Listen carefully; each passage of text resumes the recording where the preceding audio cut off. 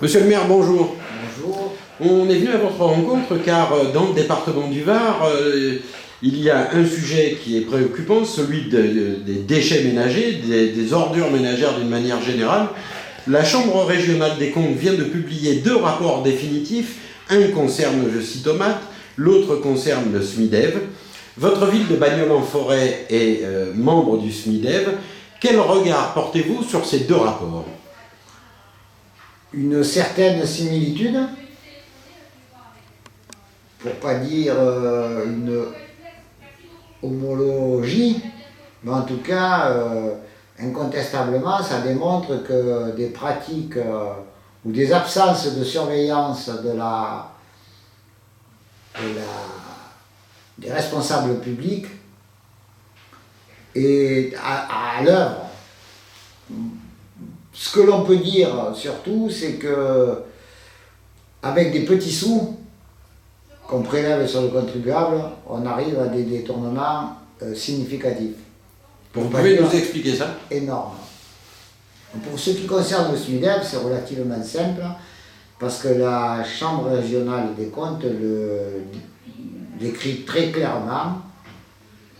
Il y a des parties qui auraient dû être payées par le délégataire, ou des sommes qui auraient dû seulement transiter par le délégataire pour aller directement au SMIDEV, notamment pour payer la post-exploitation, puisque dans le contrat de DSP, il y avait 3 types de tarifs.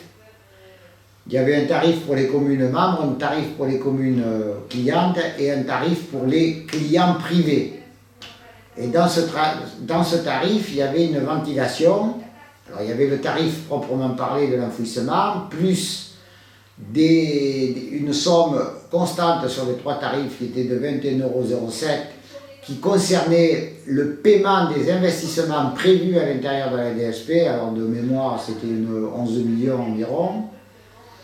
Donc quand nous avons atteint 550 000 tonnes, les 21,07 € n'auraient plus dû être payés par les clients, les communes clientes et par les communes adhérentes.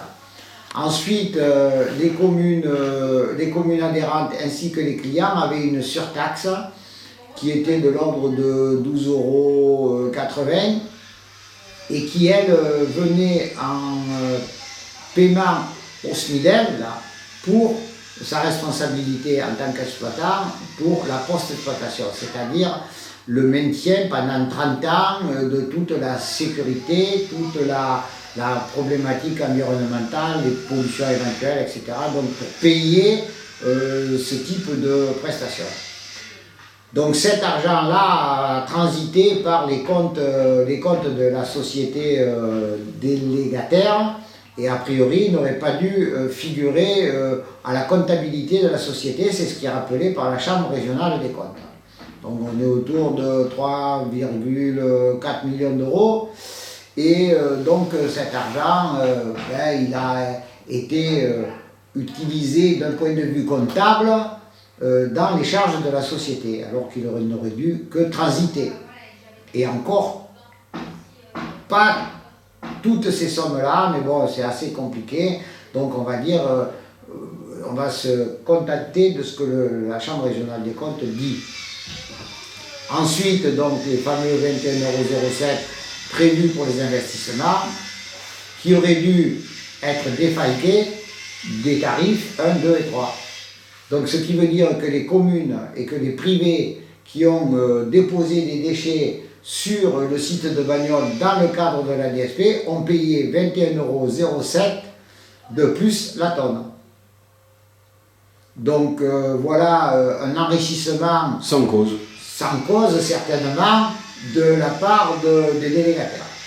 Donc ça c'est ce qui est aujourd'hui dit dans le rapport à la Chambre régionale des comptes. Ensuite la Chambre régionale des comptes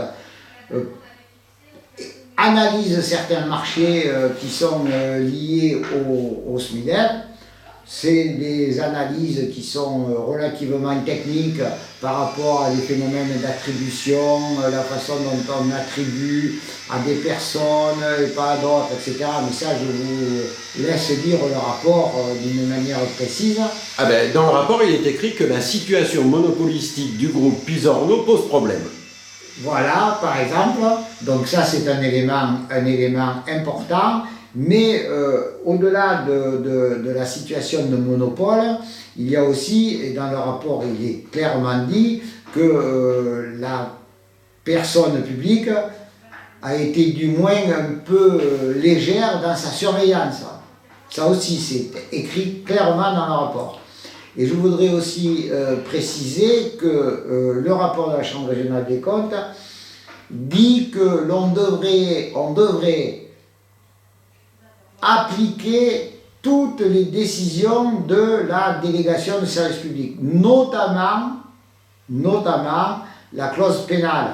Alors la clause pénale, pas au sens de la clause de prison, mais des pénalités prévues à l'intérieur de la DSP, et juste pour une explication, la Cour de cassation a donc validé tout le processus judiciaire et les 623 contraventions. Et ces 623 contraventions devraient être réclamées par le SMIDEV à l'entreprise défaillante pour la somme de 5 000 € par contravention. Donc on est encore autour de 3 millions et des poussières. Il faut quand même dire, et ça c'est très important, que le SMIDEV, comme d'ailleurs la Chambre régionale le stipule dans son rapport, a émis à l'encontre de son délégataire une quinzaine de millions d'euros de titres de recettes pour des dépassements, pour les surtaxes, pour les 21,07 €, je vous passe toute la technique. Ces titres de recettes font bien sûr l'objet aujourd'hui d'un contentieux auprès du tribunal administratif de Toulon. Dans cette affaire, la Chambre régionale des comptes a été extrêmement claire, même si la lettre d'observation, d'ailleurs jointe à l'analyse de la Chambre régionale, la lettre d'observation du SMIDEV, essaye d'édulcorer certains points. En tout cas, la Chambre régionale a fait un travail remarquable. Elle a été saisie, je crois, en octobre 2012, et elle a mis bien sûr le temps qu'il faut pour une instruction aussi complexe. La seule question que l'on peut se poser aujourd'hui, c'est nous, commune de Bagnols-en-Forêt. Nous, commune de Bagnols-en-Forêt, à part les 21,07 € que nous avons payés indûment sur la quantité de déchets que nous avons déposés, et bien sûr nous allons réclamer notre dû, au prix d'ailleurs du SMIDEV, pas auprès de l'entreprise, puisque nous n'avons rien à voir avec l'entreprise, on va réclamer. Donc ça va faire l'objet bien sûr d'un titre de recette. On devrait être autour de 53 000 € pour la commune de Bagnols-en-Forêt, parce qu'on ne produit pas beaucoup de déchets, mais quand même, autour, donc ça on va le réclamer. Ensuite, et c'est le point qui aujourd'hui nous pose le plus gros problème, c'est que en matière administrative, nous n'avons pas d'intérêt à agir, puisque c'est le SMIDEV qui agit pour nous. En matière pénale, on est dans une situation très compliquée.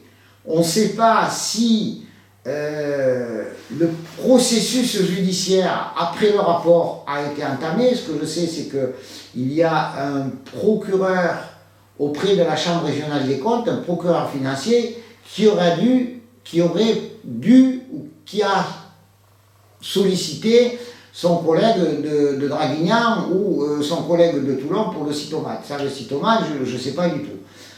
Pour le moment, nous n'avons pas d'informations particulières du point de vue judiciaire. Et il est évident que même monsieur le préfet du Var pourrait au moins intervenir auprès du pouvoir judiciaire, puisque c'est quand même sur sa demande en 2012 que la Chambre régionale, ou 2013, que la Chambre régionale a fait des investigations. Ce n'est pas sur la demande de la commune de Bagnols-en-Forêt. La commune de Bagnols-en-Forêt n'a pas la compétence pour saisir la Chambre régionale des comptes pour qu'elle puisse faire une évaluation d'une délégation de service public. Pourquoi elle a fait cette évaluation, hein, puisque c'est l'évaluation de la délégation de service public, parce que le site de Bagnoles était fermé depuis octobre 2011, qui n'avait pas fait encore l'objet d'un arrêté de fermeture, ce qui est désormais le cas, mais, et c'est ça qui nous pose beaucoup de questions, comment les services de l'État, et au plus haut niveau, ne font pas, en quelque sorte, ne saisissent pas la justice, ou en tout cas ne nous tiennent pas informés de toutes ces procédures. Parce que c'est quand même notre argent, l'argent de nos contribuables, qu'aujourd'hui on est en train de spolier. Alors je prends un exemple très concret. Pour le site de Bagnoles-en-Fourré, le SMIDEF aujourd'hui a enclenché les travaux de post-exploitation. C'est-à-dire des travaux qui vont permettre de stabiliser le site, de le protéger des eaux de pluie. Je vous passe les aspects techniques. Ces travaux, aujourd'hui, sont évalués autour de 6 millions d'euros. 6 millions d'euros que le SMIDEF doit payer. Et on peut imaginer que si ces solutions étaient, ces sommes d'argent étaient réclamées, on pourrait croire, imaginer que les contribuables un jour en verraient une partie. Ça c'est un point. Un deuxième point très important.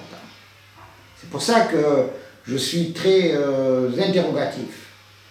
Après le travail que nous avons fait, mairie de Bagnoles, 2008, 2009, 2011, 2014, concernant ce site, je suis très interrogatif et après bien sûr avoir saisi,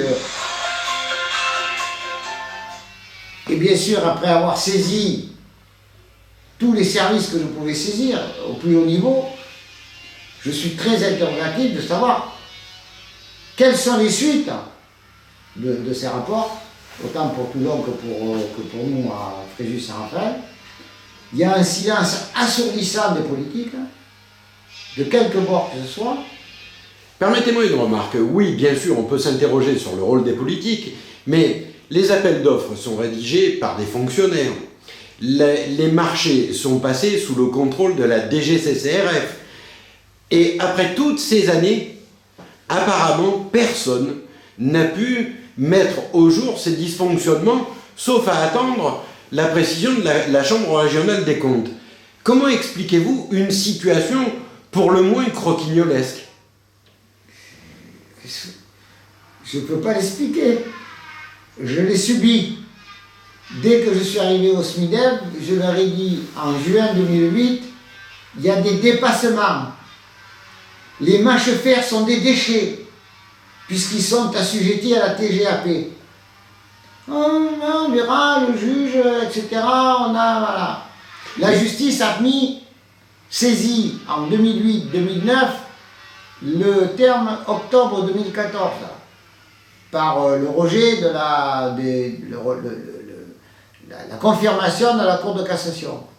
Entre-temps, l'administration du SMIDEF avait la capacité d'appliquer ces fameuses clauses pénales de dépassement. Et on aurait su très rapidement si les 89 000 tonnes de mâche-fer qui ont été déposées indûment sur le site de Bagnoles-en-Fourré faisaient l'objet, avaient la nature de déchets. Ce qui aurait permis une récupération financière substantielle. Alors, bien sûr, on peut se poser la question de savoir comment les choses fonctionnent. Ça, c'est clair. Mais malheureusement, je ne suis pas ni président du SMIDEF et je ne suis pas dans la majorité, ou je n'étais pas dans la majorité du SMIDEF. Systématiquement, la commune de Bagnoles-en-Fourré a été écartée. Et même quand nous étions appelés à la commission d'appel d'offres, tout ce qu'on a pu dire, et vous pouvez vérifier, on a voté contre, Et bien sûr, tout ce que nous avons émis comme point de vue n'a jamais fait l'objet d'un quelconque rapport et d'un quelconque résumé de ces commissions. Rassurez-vous, c'est le même cas. Si je prends l'exemple du Cytomate, le rapport définitif met en évidence que les marchés sont passés sans respecter la concurrence, que certains marchés donnent lieu à de la surfacturation. La communauté d'agglos de Sud-Seine-Baume s'est prononcée il y a une dizaine de jours en disant que malgré l'augmentation de 18% de la taxe d'armure ménagère, elle ne saisirait aucune institution pour poser au moins la question de savoir comment expliquer ça. Est-ce que le problème n'est en fait pas beaucoup plus profond que ça? Est-ce que c'est pas un système qui date de maintenant depuis plusieurs années? Si on regarde objectivement le département du Var, vous êtes le seul avec le maire du Canet, M. Longour, vous êtes les seuls à mettre les pieds dans le plat. Écoutez, peut-être, hein, moi je sais que Et pour être clair, vous n'êtes pas du même parti, hein? Non, mais j'entends bien. Si vous voulez, je suis tout à fait d'accord avec ce que vous dites. Après, mes collègues, je ne suis pas derrière eux. Moi, je n'arrive pas à comprendre cette situation. Je suis, comme vous, désarmé. Moi, je suis allé, je me répète, je suis élu en 2008 en partie sur ce dossier. J'ai mené ce dossier jusqu'à son terme. J'ai un magnifique rapport entre les mains de la Chambre régionale des comptes qui dit « Monsieur Tauzan », il ne dit pas ça, mais j'interprète, « Vous aviez raison. Vous aviez raison. Maintenant, il faut récupérer l'argent. » Bon, le SMIDEF le fait. Il y a les procédures administratives, le tribunal administratif. Tant qu'on n'a pas de décision, ça c'est les lenteurs de la justice. Mais entre le début 2008 et septembre 2015 du rapport à la Chambre régionale des comptes, le SMIDEF avait les moyens d'appliquer ces clauses pénales, de pénalité, puisque, vous le savez, en matière de contrat public, il y a ce que l'on appelle des clauses exorbitantes. Ils auraient pu émettre le titre de recette. Et pourquoi ne l'ont-ils pas fait? Même mieux, les percepteurs ont payé et ont été en partie condamnés, en tout cas en première instance, parce qu'ils ont payé indûment. Décision de la Chambre régionale des comptes d'avril 2014, je crois. Je peux vous la sortir. Donc, et de plus, le contrôle de légalité. Tous les contrôles de légalité. Alors, je vais vous prendre un point très précis. En 2009, la DSP de Bagnols-en-Forêt, SMIDEF Piserno, était terminée. Elle a été prolongée 3 fois. Ça a été sanctionné une première fois par le tribunal administratif de Toulon, disant que la délibération était illégale. Ça a été confirmé par la Cour d'appel administrative de Marseille. Mais le 1er janvier 2009, comment le préfet ou le contrôle de légalité du préfet pourquoi n'ont-ils pas fonctionné?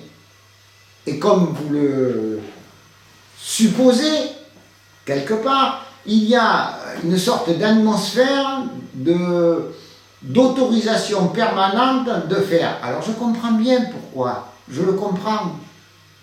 Ça c'est le problème qu'a mon collègue du Canet-des-Monts. C'est que dans le Var, il y a 2 structures qui permettent l'enfouissement dans des conditions particulièrement compliquées. Je peux vous parler des mâches-fer de Toulon si vous voulez, particulièrement compliquées. Et il n'y a que ces lieux-là. Que fait le préfet? Le préfet du Var, il dit, mais monsieur le maire, vous êtes 3, 4 qui voulaient qu'on ferme la décharge du Canet-des-Monts, et il y en a 145 qui veulent qu'on la laisse ouverte. Parce que rien n'est fait en amont. C'est toute la problématique de la collecte, etc. Même chose intéressante, quand certaines sociétés du groupement GPE ont été absorbées, le préfet du Var a validé, sans se poser de questions. Je suis membre du CODERS, a validé sans se poser de questions. Toujours pareil. Dans la fameuse phrase que fait la police. Ben, moi je sais pas, je vous dis, je suis à l'intérieur d'un certain fonctionnement, mais je peux pas vous dire plus que ce que je sais comme ça. D'accord. Une dernière question. On voit que des faits divers, des fois pour 400, 500 euros, font vite la une de la presse nationale. Là, on parle au niveau du département de plusieurs dizaines de millions d'euros. Et pour autant, sauf erreur de ma part, hormis chez Mediapart, on n'a rien lu sur les sujets du traitement des déchets. Alors, vous dites hormis chez Mediapart, certes, ils l'ont évoqué, ils ont même fait un papier, mais ils n'ont pas fait une suite. Ils n'ont pas fait de suite, où là, véritablement, on est dans du définitif. C'est plus une simple « il se pourrait que », c'est du définitif. Il n'y a pas eu de suite. Aucun média national est venu sur le terrain se rendre compte de ce détournement, parce que c'est un détournement. C'est des sommes colossales. C'est avec des petits sous des gens. Juste, je vais essayer de vous montrer les petits sous. Dans l'affaire du SMUDER, si vous prenez la quantité de déchets moyens par habitant, elle est de l'ordre de facilité de 500 kg par habitant. Sur 30 mois, nous sommes sur une tonne 7. À 100 € la tonne, sur 30 mois, 100 €, ça fait donc par personne 170 €. Divisé par 30 mois, divisé par 30 jours. C'est des petits sous, des tout petits sous, qui ont fait une très très grande rivière. Donc, c'est comme une sorte de non-événement que de prendre quelques centimes dans la poche des gens pour en faire des grosses sommes. Pourquoi les médias ne bougent pas? Pourquoi on n'en parle pas pendant la campagne électorale? Notamment en PACA, où le problème des déchets est un problème insurmontable. Si demain les sites d'enfouissement du Var ferment, et ils devraient fermer, je prends l'exemple du site de Roumaguérol. Le site de Roumaguérol, il est ouvert, mais en fait il devrait être fermé. Pourquoi? Parce que le site OMAT produit chaque année environ 70 000 tonnes de mâche-fer. Ces 70 000 tonnes de mâche-fer aboutissent pour une grande partie sur le site de Roumaguérol. Ils sont traités, certes. Ils sont donc aujourd'hui utilisables en technique routière, sauf que personne ne les utilise. Où il y a Peanuts, il y a 25 ou 30 000 tonnes par an. D'ailleurs, on est invité à aller le visiter et je poserai la question. Mais les mâches-fer qui ne sont pas utilisés et qui aujourd'hui gonflent, il suffit d'arriver au péage de Cuers pour s'en rendre compte, ben ça devient des déchets. Et si ces déchets, on les enfouit, le site de Roumaguérol, il est plein. Mais ça, bien sûr, on n'en parle pas. Parce qu'on est dans une situation où c'est tellement tendu qu'on ne va pas mener nos déchets à Lyon ou à Toulouse. Parce que ça nous coûterait très très très cher. C'est l'histoire de Cannes et des Alpes-Maritimes qui traversent le Var pour mettre les déchets à Septème-les-Vallons. Alors bien sûr, les services de l'État dans cette affaire, ils ne sont pas responsables. C'est la plupart des collectivités territoriales qui ont des soucis. Je reconnais que faire un site d'enfouissement, c'est pas simple dans nos régions touristiques, ni de faire des incinérateurs. Je le comprends tout ça. Mais d'une certaine manière, on n'a jamais sifflé la fin de la récréation. Oui, c'est parce que si faire quelque chose n'est pas simple, ne rien faire n'est pas très intelligent. Ben, en tout cas, je pense que si certains préfets du Var, et je pense notamment au préfet Lenné, vous voyez, étaient restés longtemps en poste, le problème aurait été réglé. Parce que c'était une personne qui avait une vision à la fois de l'intérêt général et, comme le rappelle l'ancien président, de la puissance de l'État, du respect de l'État. Là, je crois qu'on aurait pu régler les choses. J'ai assisté à des réunions qui ont été significatives, vous pourrez en parler à mon collègue du Canet des Morts quand il a dit clairement en public ce qu'il pensait de l'entreprise monopolistique. Bien. Mais il est parti. Donc, on fait avec ce que nous avons. Eh bien, profitons de cette rencontre. Quel message avez-vous à passer au préfet du Var?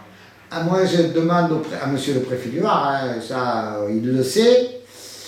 Je réitère souvent, mais bon, il arrive un moment où on est fatigué. Donc, c'est un peu mon cas. Parce qu'on jouait les Don Quichotte, les moulins à vent, il faudrait que, etc. Ça commence à être un peu lourd. Moi, ce que je demande au préfet du Var, si il a une certaine consistance, c'est d'abord de faire appliquer les décisions liées, en tout cas, à la Chambre régionale des comptes, qu'il mette en œuvre son pouvoir de saisine et qu'il explique clairement comment on doit régler ce type de problème. Et notamment, comment le contrôle de légalité doit fonctionner quand il y a des contrats publics, qu'ils soient sur la collecte ou sur le traitement du déchet en général, et sur la problématique liée à la passation de certains marchés qui aujourd'hui sont, moins qu'on puisse dire, compliqués. Mais aujourd'hui, il faut que l'État, dans cette affaire, prenne la main, pas la reprenne, mais prenne la main, et ne se gargarise pas de simplement les choses avancent, il serait bon que, etc. Je suis, je pense, dans le même état d'esprit que mon collègue du Canet des Morts, parce que ça fait trop longtemps que nous sommes dans l'espoir que quelqu'un, en quelque sorte, vienne un petit peu nous appuyer, même si malheureusement nous sommes que quelques-uns à réclamer une certaine rigueur dans ce type de stockage, et compte tenu du fait que tout ce qui est en amont, c'est-à-dire tout ce qui est collecte, est mal réalisé. Je parlerai juste à titre indicatif que sur une ville de 180 000 habitants, Toulon, il y a une déchetterie, alors qu'à Bagnoles on est 2622 et qu'on a la même. Donc voilà, c'est un exemple concret. Bien écoutez, monsieur le maire, je vous remercie, je vous souhaite bon courage et je vous dis à très bientôt. Merci beaucoup.